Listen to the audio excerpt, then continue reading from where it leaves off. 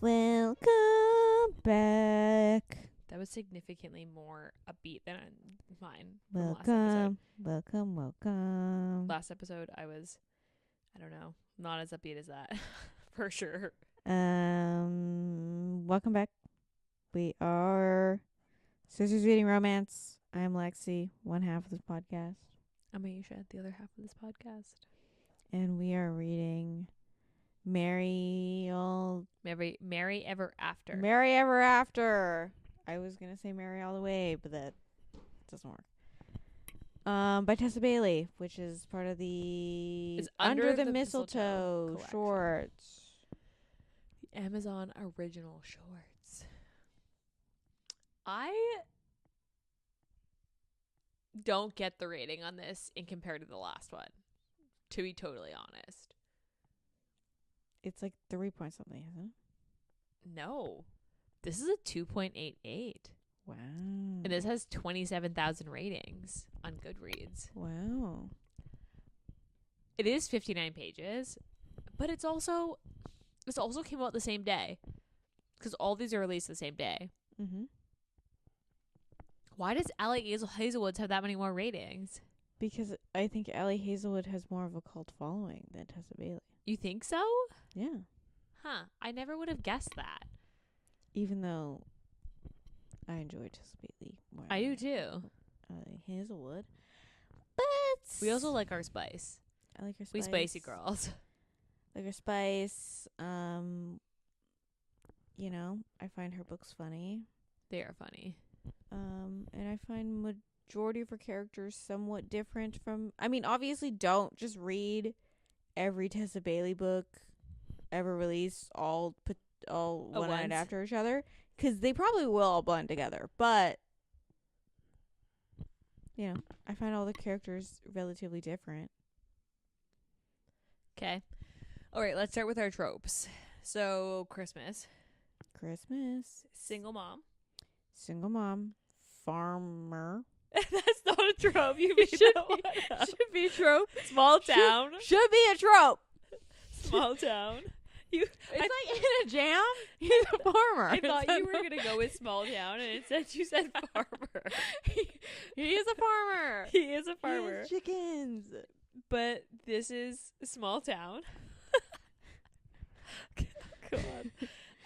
Friends with benefits? No. Does that count? No. I feel like it should kind of count. No. They never were really friends with benefits. She said, I'm looking for friends with benefits. And he was like, sure, hon. Sure. Nah. I don't know. It should be a trope where, like, significant size difference. Like, he's almost 8 foot. That's what they say in this. It's just wild that he goes to the thrift store to find pants. He only does it because she's in there. I know, but he still attempts to try pants on. He does. And then he gets mad that none of the pants fit. And it's like, sir.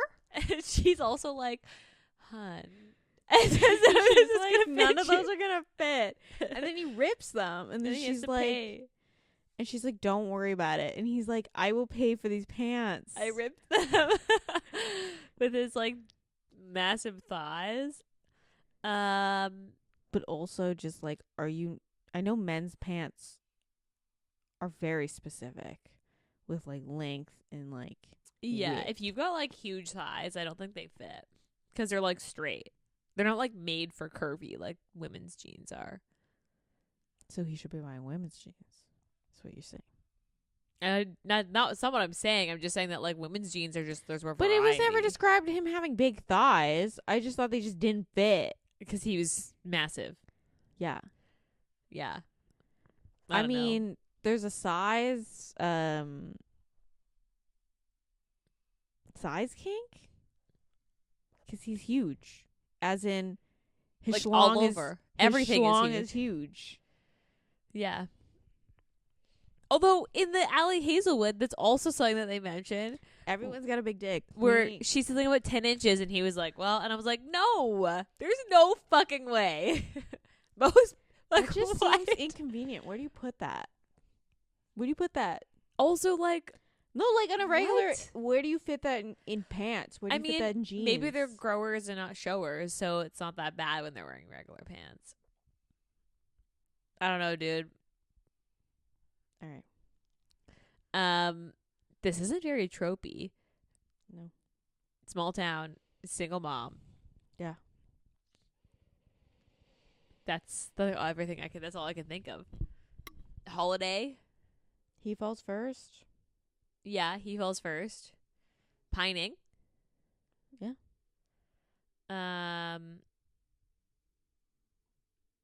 Okay, read the back of the book. Maybe we'll think some out. Insta love.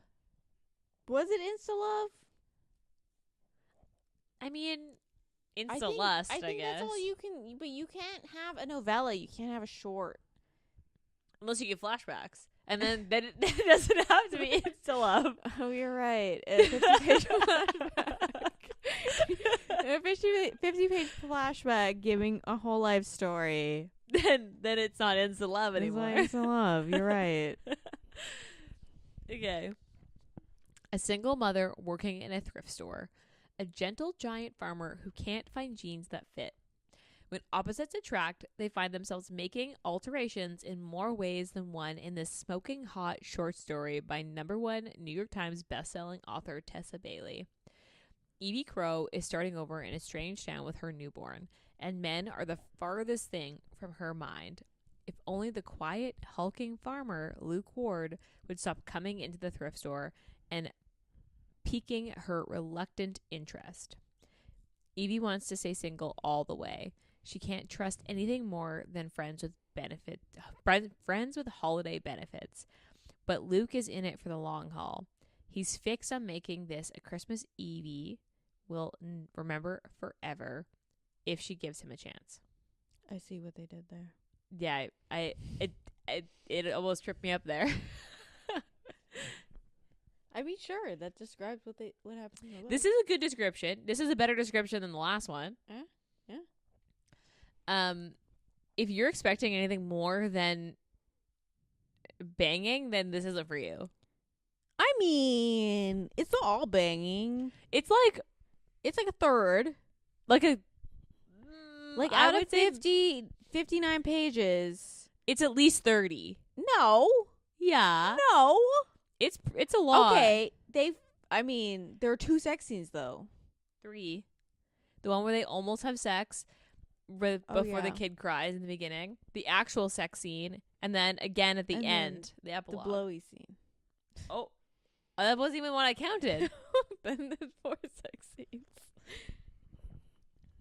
That's what I mean. This is like 30 this is 50% sex. I didn't find it all just all sex though. No, I didn't think so either. Tessa Bailey does a good job.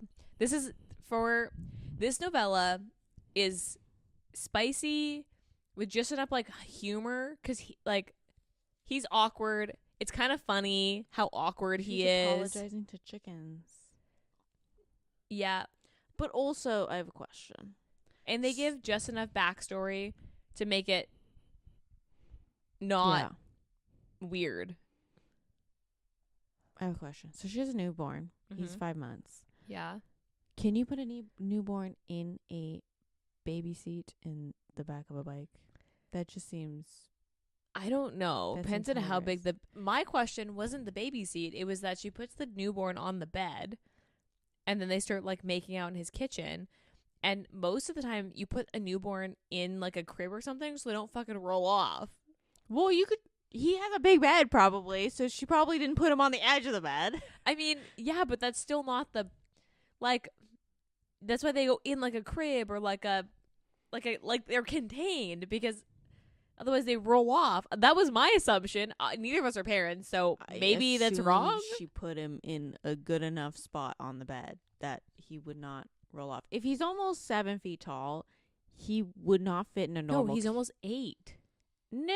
I thought they said he was 8 feet tall is I'm not wild. 8 feet tall is the tallest man in the world. Oh, really? Height. Maybe 7 foot tall is basketball player.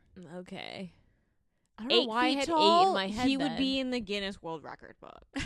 Okay, Like As, 8 like, feet this tall is like random farmer we're in and urban some fantasy land small. here. He is Um, probably I thought he was like 7. I don't know why I had 8 feet in my head then. I don't know mean, why I don't know why you had 8 feet. That doesn't your seem your that doesn't description seem makes way natural. more sense. That doesn't seem logical. But anyway, 7 feet tall. He probably wouldn't fit in a normal king size bed because king size is Your the same length feet. as like a queen, basically, but Yeah. give or take an inch or two.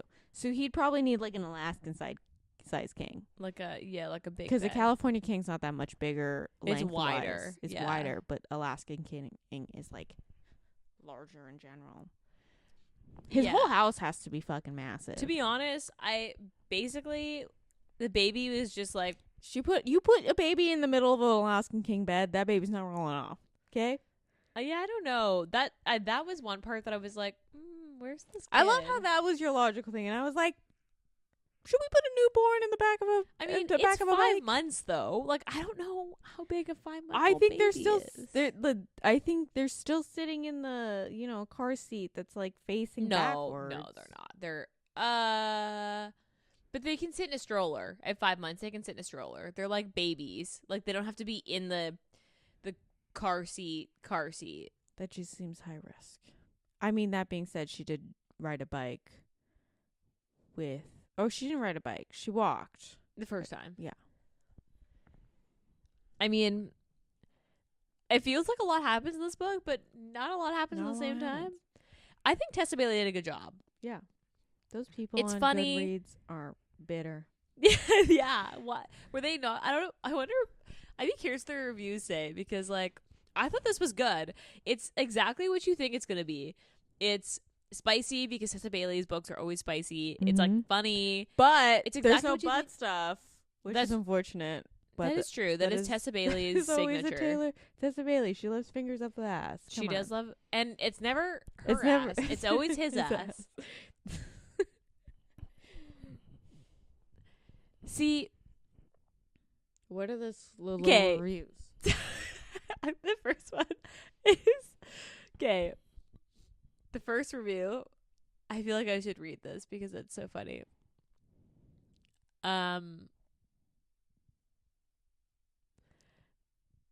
And then 1 star. This is a 1-star review, and it says, and then Tessa Bailey goes and spoils it all by saying something stupid like, I tell him he's daddy and my pussy needs his cum. What's this little dress called? Get them straps down and show me them titties. Fair. There's one that says, if I was presently ovulating, the egg would travel back up into my fallopian tube. Why are these? They're mean. They don't make jeans that fit me, and they don't make women that fit me either. Because he has a big schlong. I just Would you want a 10-inch schlong? but I feel like Just that beating was the like a point. battery ram One on of your these- cervix? One of these says 3 stars. Look at Tessa Bailey. I knew what I was getting into, but gracious, how many times can she mention how hulking, giant, large, behemoth this man is? I mean, that's kind of the point, though. He is big. This is supposed to be smutty. It's supposed to be high sex. This one says 1 star. Nope. I need to clean my eyes after reading this. Y'all are mean. I had a good time. I wasn't here for a long time, but I'm here for a good time. Some of these are funny. I just honestly, okay, one of these says 1 star. The dialogue was truly atrocious, even for Tessa Bailey. I should have stopped when she was shivering in her shirt dress, but I kept going until he was admiring how sturdy her hips were. I mean, Yeah, sure. This seems like Cinema Sins, and I don't know. If you're looking, this review says, of course, the last several minutes I forgot my quote 5-month-old quote son was on this man's bed. That's when I pieced out. See, I'm not the only one that was like, does this baby not, Like, No, why are we not considering it was this kid the was fact just like left? that review was like the fact that she forgot she had a child in the house, not I put my baby on a bed and I was worried about its safety. I just like some of these reviews are funny, but like this it confuses me that this got such a low rating. This is a 2.88 out of 5 and 27,000 ratings. But then the Allie Hazelwood was like a 3.78 with like 45,000 Because you ratings. know why? It was the first book in the series. They're like, we're coming in hot. We are like, yeah, great, amazing. We'll give this book a benefit of the doubt. And then you go into the next one and you're like, oh, never mind. To be fair, they put an Allie Hazelwood and a Tessa Bailey are very fucking different. Yeah. They should maybe not have put them back to back if they wanted people to ease their way into it, because Tessa Bailey's are always spicy. They're like always high spice. What did people think was gonna happen? I don't know. I just didn't think this deserved that low reviews. Yeah. Personally, I mean, if you're thinking a 59-page Christmas novella is going to give you like a literary masterpiece, you are mistaken. Delusional. I felt like people were a little harsh. The 2.66 is a little harsh. Like, I gave this a 4-star. So I gave it a 4 star. yeah, see, we're here for the good times. I'm here for a good time, not a long time. And Tessa Bailey always gives us a good time. I don't have an attention span for anything longer, so I thought this was good. I liked him. I do have to say I'm not a daddy person. That does give me the ick she a little didn't say bit. it out loud. It was just in her head. That's true. That's true. She'd call him daddy. I also don't care him being like, show me them titties. I was like, well, I mean, we're in a fucking small town. Like, but also, what did we fucking? it's like also, it's just, have you met a man Like before? Like, this is just that sounds like something a man would say, this also is and not like just a man written by a woman, like an actual dude dude that like lives in a small town and farms. Like, I'm not sure what. If anything, it was realistic. Yeah. This doesn't this sound like some country, like bumpkin? He's in the middle of Texas.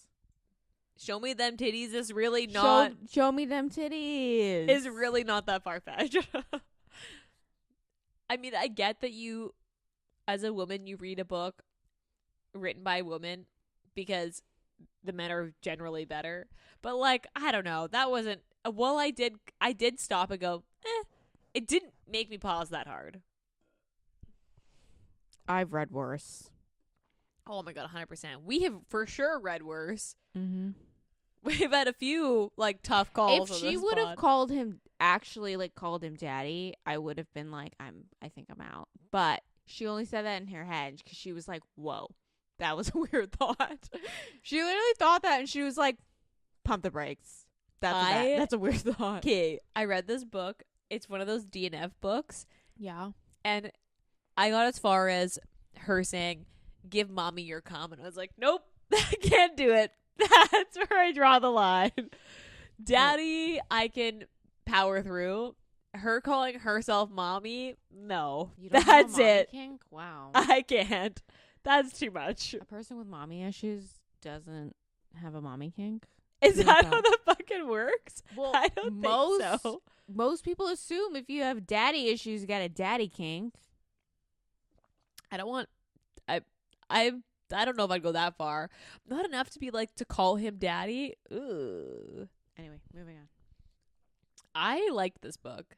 I thought this was good. It was like short. You got just enough backstory without it being a deep dive into backstory only. Mm-hmm. Because he told her a little bit about his family, and then she mentioned basically why she is a single mom, and then that was it. Yeah. Brief. It was fine. I liked that. That was perfect. The epilogue was good. They have like the little family. It was sexy because they still had a sex scene in it. He bought her the store. I like it. What was your least favorite part? I don't know. Probably them talking about how big his fucking dick is. A lot. Being like, my dick's not made for blowjobs. I mean, although, let's be honest, that is a reality. If you have a really big dick, it like, mouths are only so big. So that does make sense to me. But it did seem like a little overkill. But she could powered take it. through. You know, she shoved that 10-inch long right down it. They never confirmed how big it was, just that it was big. It was proportionate to his body, and if he's 8 feet tall. Yeah. Okay, we confirmed that I was delusional, and he's not 8 feet tall. Okay, he's closer to 7. But still big. You thought that there are people who are like 7 feet tall and still walking around like that's normal. That's fair. I think my least favorite part was, honestly, it was kind of her leaving the kid in that first scene where they almost, and then the kid starts to cry and she's like, oh shit, my baby's in the other room. I was like, yeah, girl, you're newborn. Like, not like a toddler who's playing. It's like, well, she had to show him that them titties, right? Oh my god, literally. Q, what was your favorite part? I like when he like spotted her like walking up to the house and she was like dodging animals and she was like, oh my god, so sorry, and he was like, that's cute. And then he doesn't open the door and she's like, I saw you in the window, and he's like, right. I liked the beginning when he tries on the jeans and he's so tall that he can see over the curtain, and they like lock eyes and she knows they don't fit. That was so good. And then he comes out and comes up to the register and she's like, oh, you found something? He's like, no, I ripped them. She probably would have heard them though. Heard it rip. I mean, or he stopped before it got bad. I don't know. He'd also done that 3 times. Yeah. My question is, the jeans she made for him. Yeah. Did she make them out of old jeans or are they brand new jeans? She made them out of old jeans. Like, she would tore apart other jeans to make them. So they're probably like patchy or slightly different colored. I don't know. If he's that tall, I would assume you'd have to find pretty big ass jeans. But then he was like, they didn't. I don't know. They didn't describe these jeans. He just picked them up and he was like, this is a pair of jeans. And then he put them on. Which ones? The ones she made him? Yeah. Well, besides him saying that they fit really well. Yeah. And then he had to take his shirt off in order to put. Oh, yeah. I honestly. Put the jeans that on. didn't even register until you said it right now. Because he he came out without a shirt on. He was shirtless. And she was like, what? And she was like, oh, this is nice. But you're right. But why did he take his why shirt did he off? have to take his shirt off to put some jeans on? Was he wearing overalls too? Although he would have still had a shirt on underneath his overalls. It's small town. They wear overalls with no shirts. Yeah, I mean, this guy does say, show me them titties. So that doesn't, that checks. Can you tell it's like 10 p.m. at night? I don't know. I had a good time with this.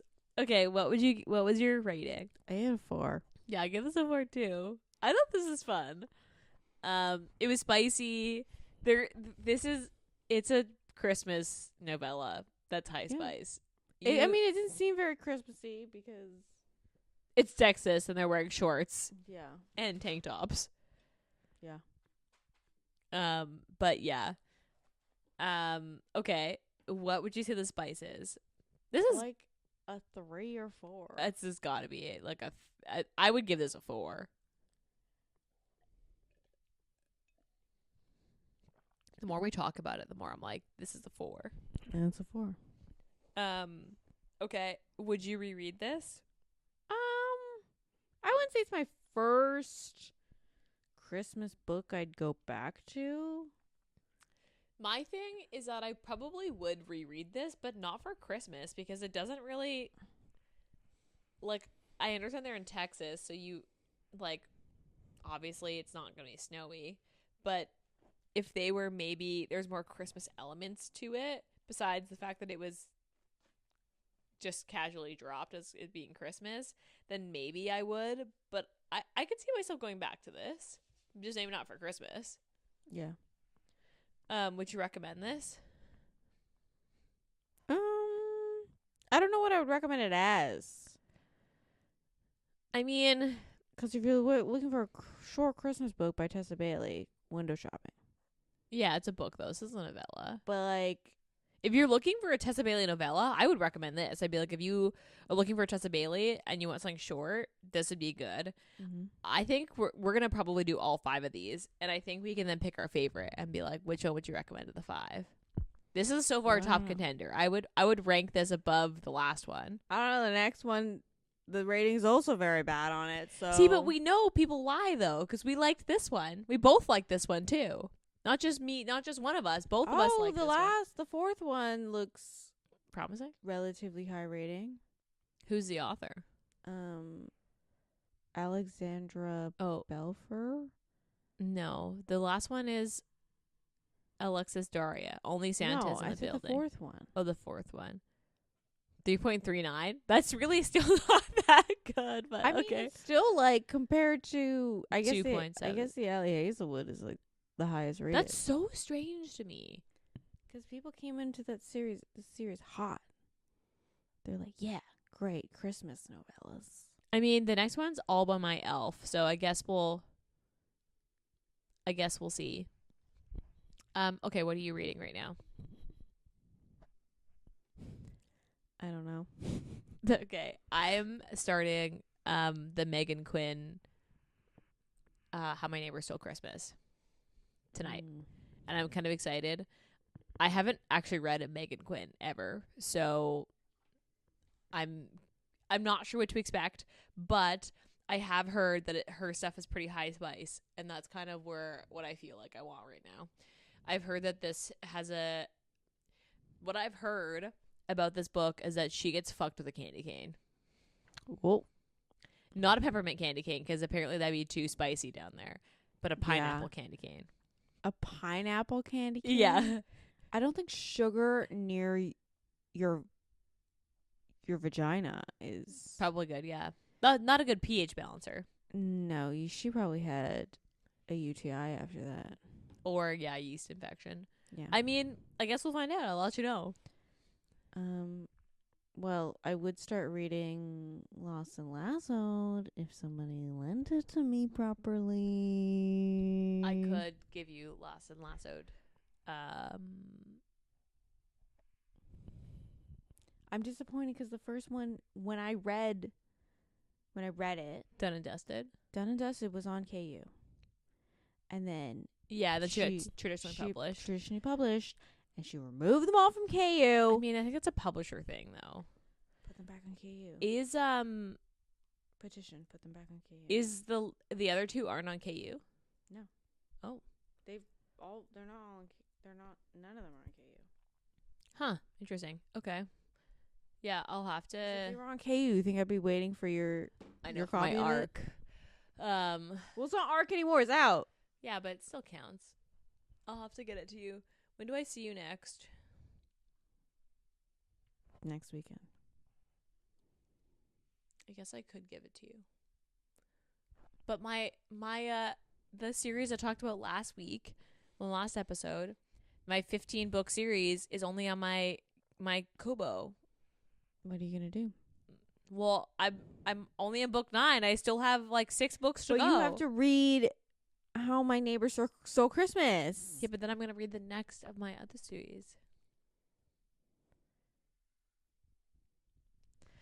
I guess I'll have to download it for you. Okay. Do you have anything else to add about this book? No, I don't think so. All right, we'll be back next week with the next book in this mistletoe. What is it called? Mistletoe Under the Mistletoe collection. The All But My Elf by Olivia Dade. The ratings are bad, low, so we'll see. Who knows? Otherwise, I guess rate, review, and subscribe to our podcast. It's really helpful when you do. We took a break, so sorry you waited, but thank you for being here still. And rating or viewing us helps people find our podcast, which is always really helpful. So tell your friends, share us. We're on Instagram for the most part, or I am. I run our Instagram. So if you need Ayesha us, does all the work. Don't ask me questions. I know nothing. if you need us, you'll have to connect on Instagram because that's where we are for the most part. And yeah, that's all I've got. So we'll be back in your ears next week. Bye.